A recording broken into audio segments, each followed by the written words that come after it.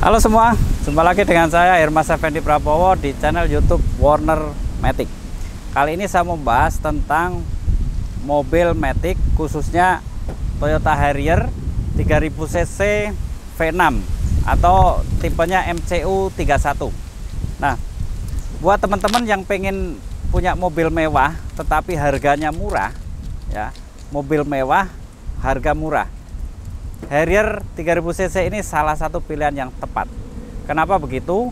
Karena Harrier ini memang betul-betul mobil yang nyaman dikendarai, handlingnya enak, larinya enak, tenaganya juga enak, bodinya gagah, pokoknya segalanya oke, nggak bikin kecewa. Nah, kita mulai saja pembahasan satu demi satu. Tonton terus videonya, jangan lupa subscribe, komen, dan like. Oke, kita sekarang mulai bahas sektor mesin. Mesin Harrier ini 3000 cc itu mesinnya tipe IMZ FE. Jadi mesin IMZ FE ini dipakai oleh Harrier dari generasi pertama mulai tahun 97 sampai ke 2008. Nah, mesin Harrier ini sama persis dengan mesin Lexus generasi RX. Jadi kalau teman-teman semua lihat Toyota Harrier yang 3000 cc ini dengan mesin Lexus yang 3000 cc itu sama persis. Jadi ini bisa dibilang memang mobil mewah karena bedanya sama Lexus hanya dari emblemnya saja, ya, dari emblemnya aja yang beda. Yang lain-lainnya 98% sama lah.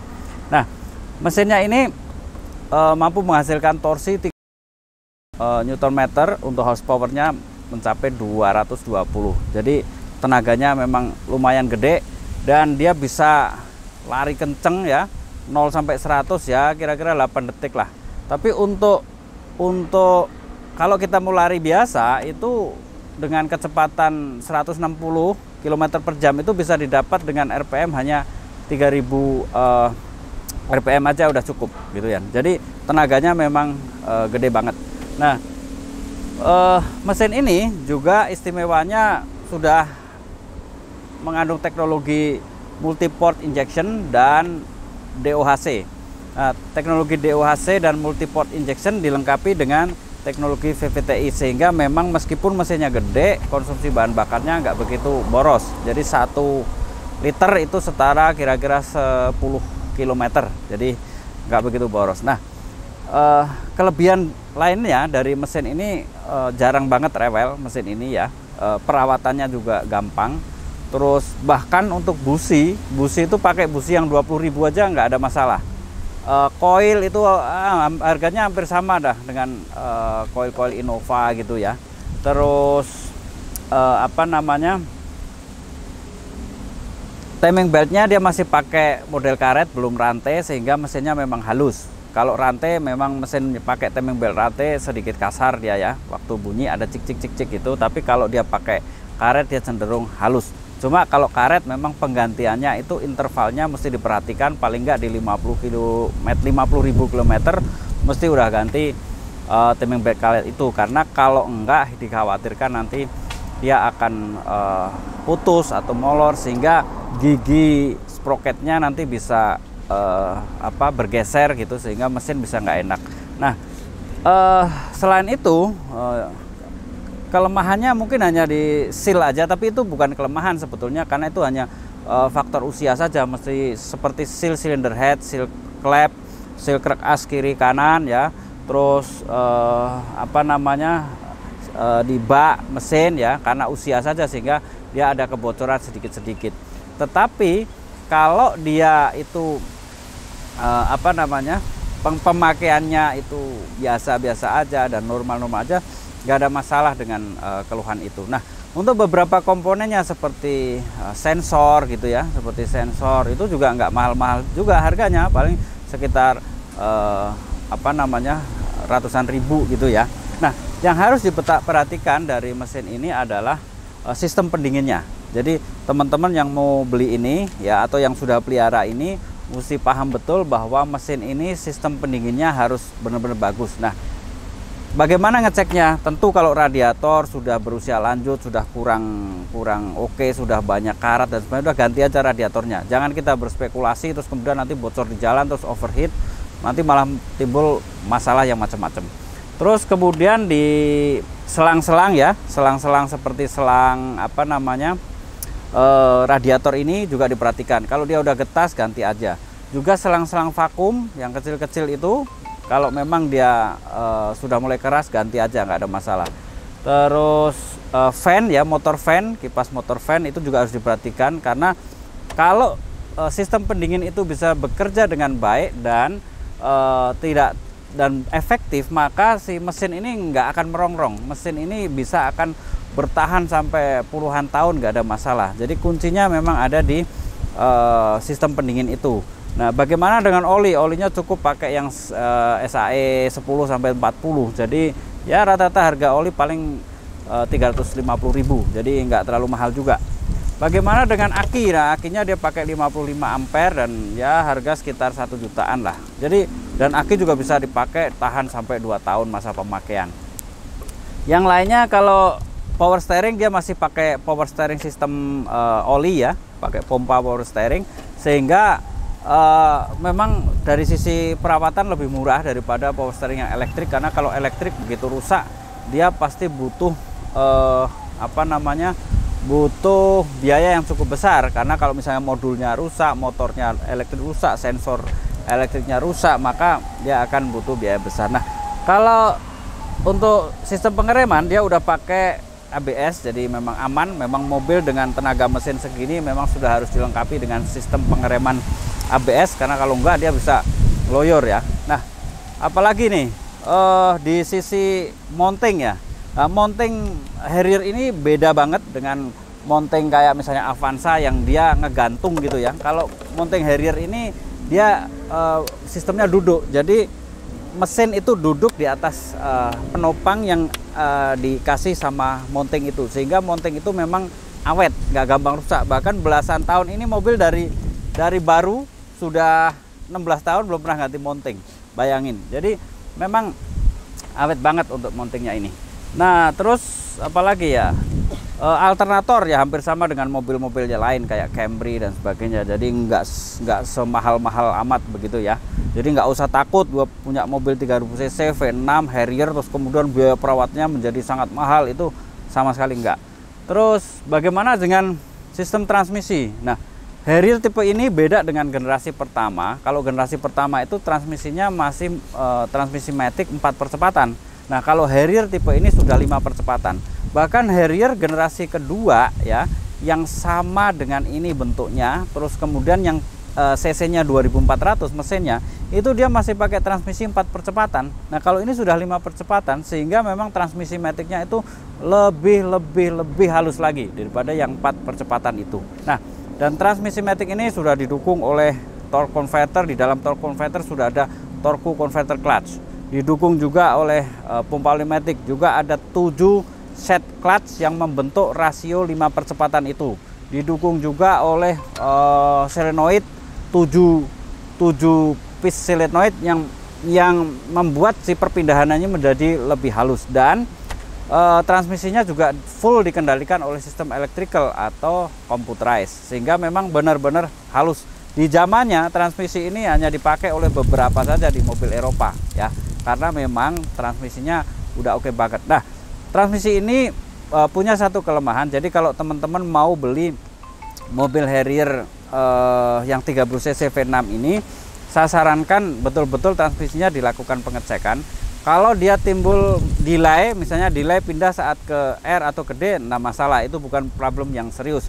Memang perlu perbaikan dan biayanya relatif. Tetapi kalau misalnya 2-3-nya sudah delay gitu ya, pindah 2-3-nya sudah delay, pindah gigi otomatis. Jadi ketika kita di drive gitu, terus kemudian kita jalan kecepatan 40, 50, terus kemudian dia pindah 2 ke 3 atau 30, 40 dia pindah ke 2 ke 3 terus terjadi ngelos, nah itu harus diwaspadai.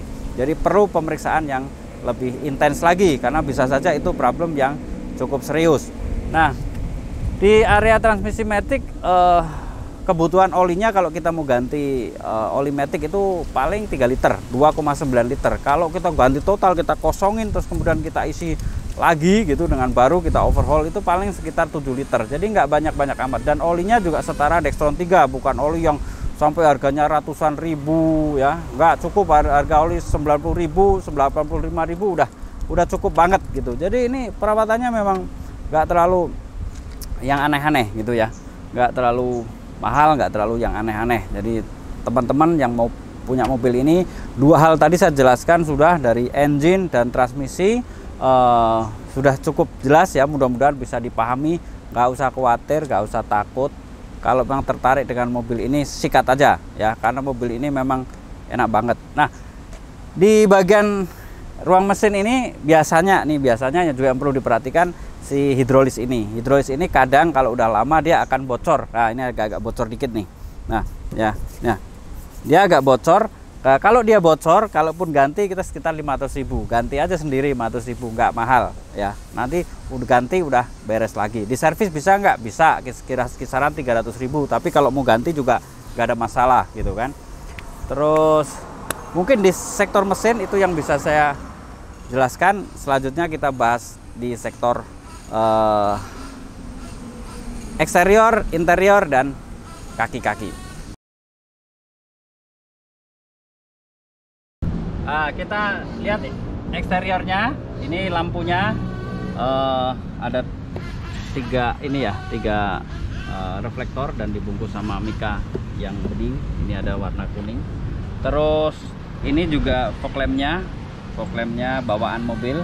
Nah, kalau kita lihat di bagian depan nggak ada lekukan sama sekali yang istimewa ya. Jadi datar aja gitu ya. Memang di sini agak sedikit melengkung supaya kelihatan sedikit lebih gagah gitu ya. Nah, terus di bagian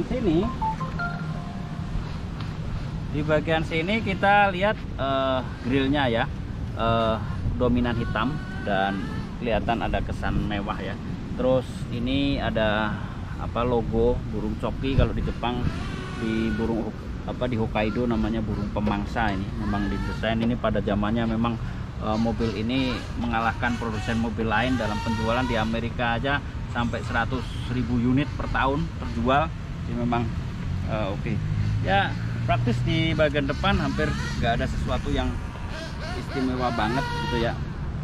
Terus lampu sini sama. Terus itu ada spion.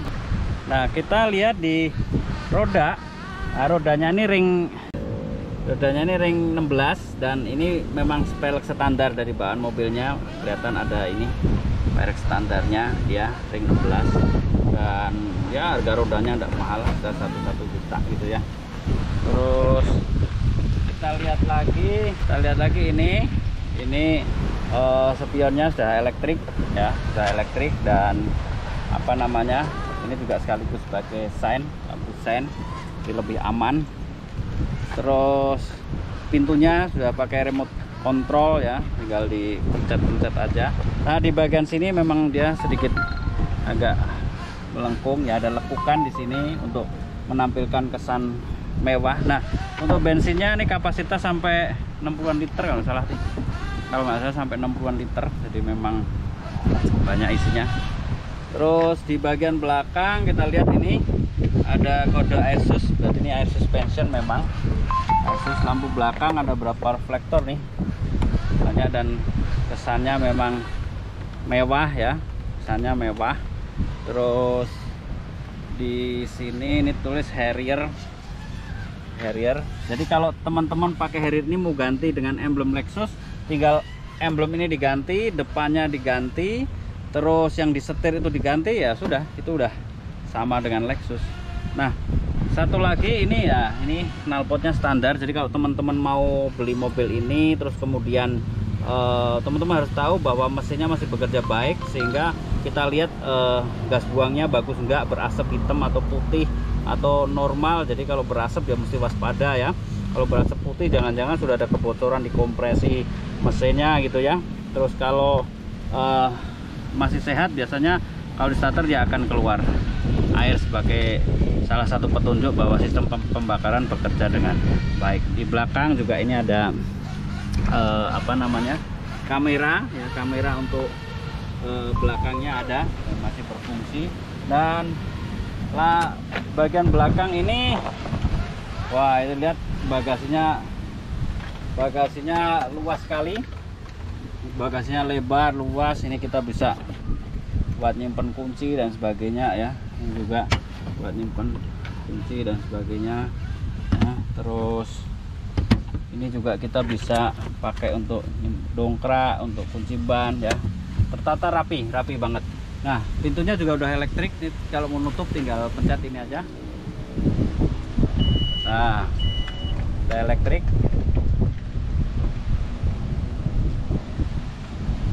Nutup sendiri, kunci sendiri. Jadi ini mau dirancang mobil mewah.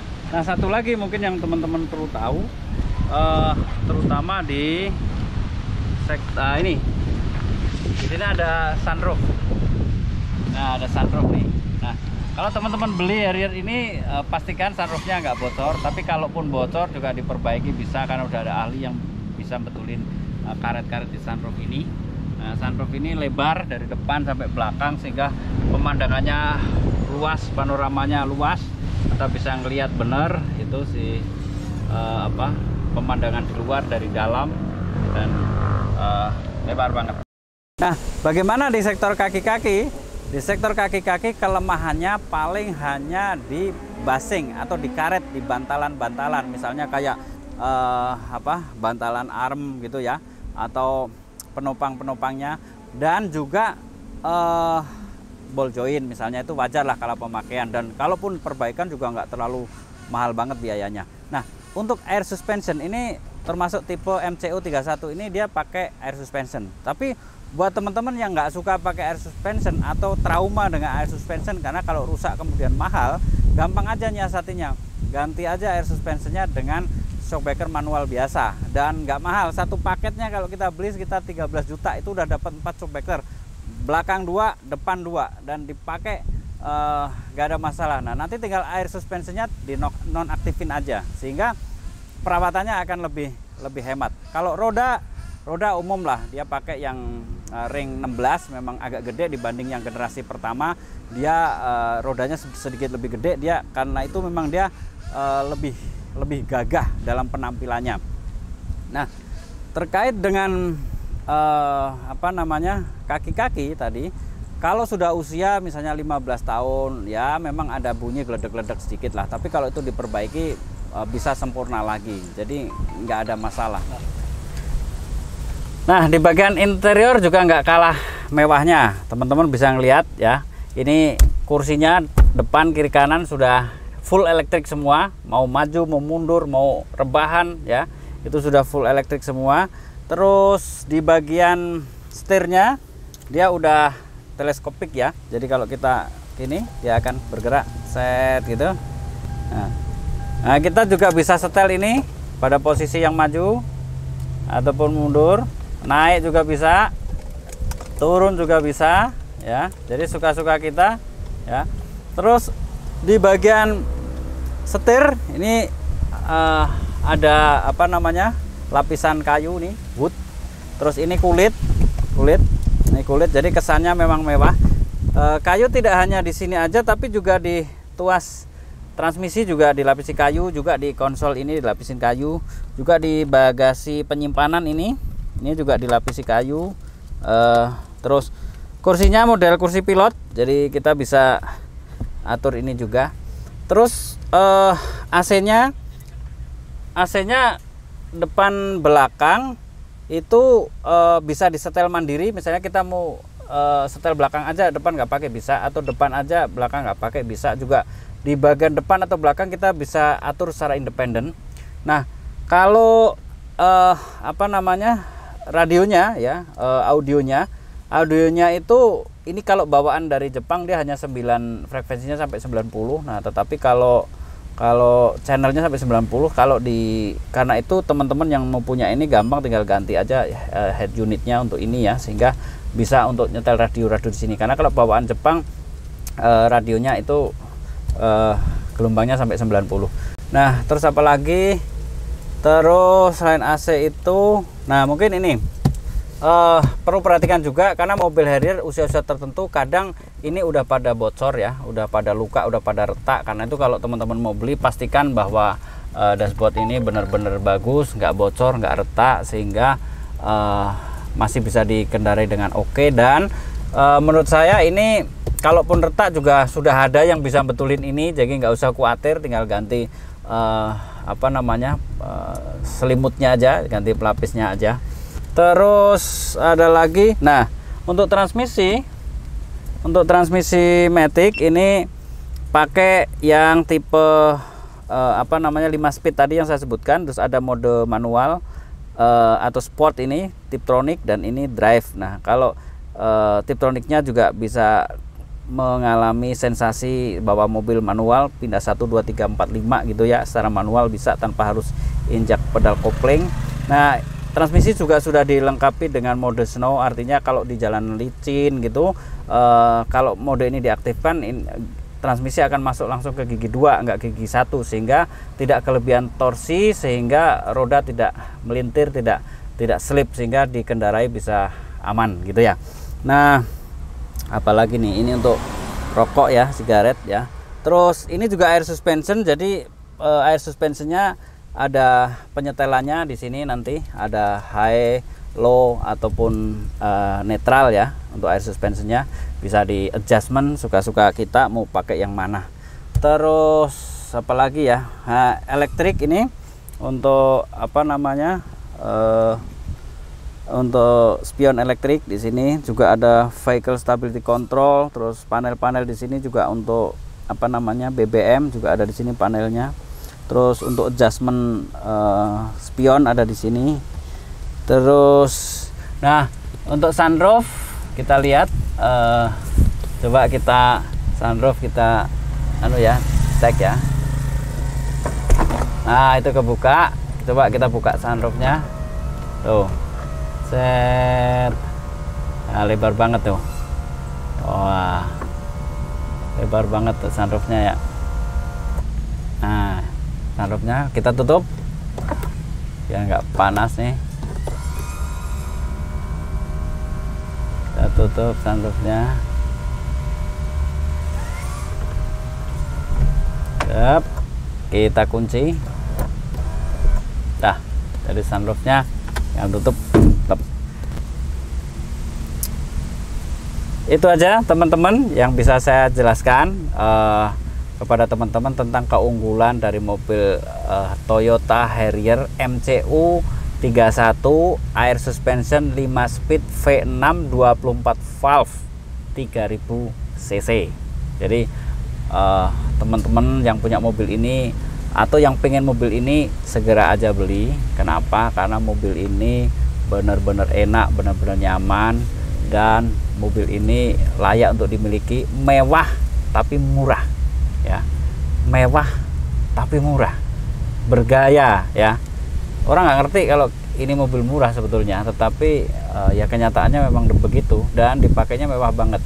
Orang hanya trauma aja punya mobil CBU, mobil mahal, tapi tidak berlaku untuk ini. CBU ini benar-benar beda dengan CBU yang lainnya. Jadi CBU ini memang dikendarai oke, harganya juga sangat terjangkau, dan tentunya layak untuk dimiliki oleh teman-teman, baik untuk mobil awal maupun mobil kedua atau ketiga atau mobil hobi ya. Nah, mobil ini sendiri diproduksi tahun 2004.